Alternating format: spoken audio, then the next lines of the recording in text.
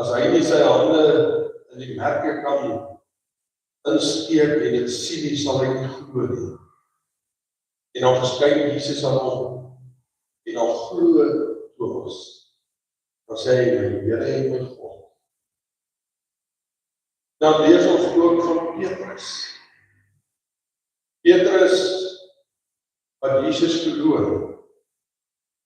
Maar kort daarna, onder vol van die Heilige Gees, hy staan en hy die evangelie verkondig.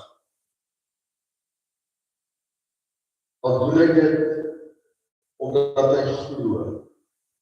En as ons oor hierdie geloofshelde lees, die mense daar baie in die Bybel, wat vertel word, dan sien ons dat hulle maar net gewone mense was, soos wat ek en jy is.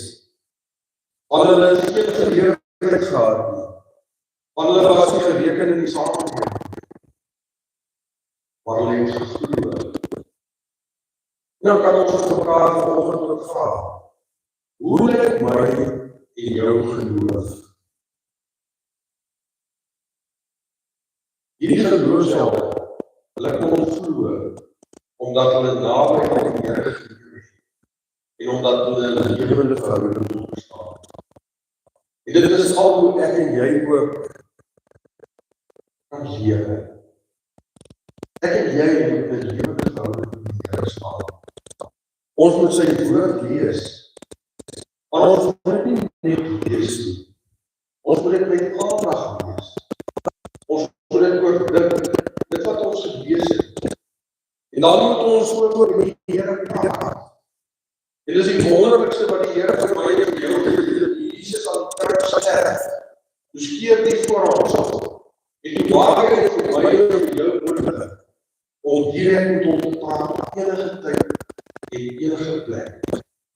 En as ons lees in Openbaring oor ons praat, oor ons gebed met die Here, dan lees ons, dit raak nie weg.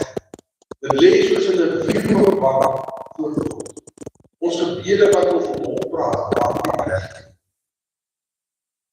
Maar ons moet tyd afsonder vir die Here. En in die gejaagde lewe waar ons leef, is dit nogal moeilik. Want ons is in hierdie redreis. Ons moet net tydloos behaal. Ons moet net alles gaan net vinnig. En as gevolg daarvan sukkel ons stilte. As daar net 'n bietjie stilte is, dan maak dit ons ongemaklik. Maar ons moet leer van vooraf. Ons moet 'n stil plekkie kry in ons huis. Ons moet 'n tydjie in ons huis kry met 'n middag van die kinders, so dit bad en kos maak en regmaak vir skool en al die wat daar mee saamgaan. Moet ons 'n plekkie in ons huis kry, waar ons kan stil word en by die Here kan gaan sit. Afskakel van alles om ons. Vir my persoonlik is dit lekker om ons wanneer ek stil en alleen is en ek sit gospelmusiek op, en ek sit in die Here se teenwoordigheid, dan beleef ek ook sy teenwoordigheid. Wanneer ons hart aan die Here gee, dan verander ons lewensstijl. Ons dink anders en ons doen anders. Voordat ek my hart aan die Here gegee het, en ek dink dit wat ons allemaal maar soms beleef het ons wat tydjie gehou, net soos wat ons wou. Ons het gedruk, net soveel soos wat ons wil, totdat ons dit neerstel. As ek in 'n verhouding was, dan het ek net vir myself gesê, wat is dit vir my? Ek was self sukkel, wat kan ek in hierdie verhouding kry? Net my eie begeerte en verkeerde. Wat kan ek in hierdie verhouding kry? Nie regtig omgegee oor my maat se behoeftes nie. Net vir my. As ek besigheid gedoen het, dan was die enigste te doen daar en hoeveel geld te kry.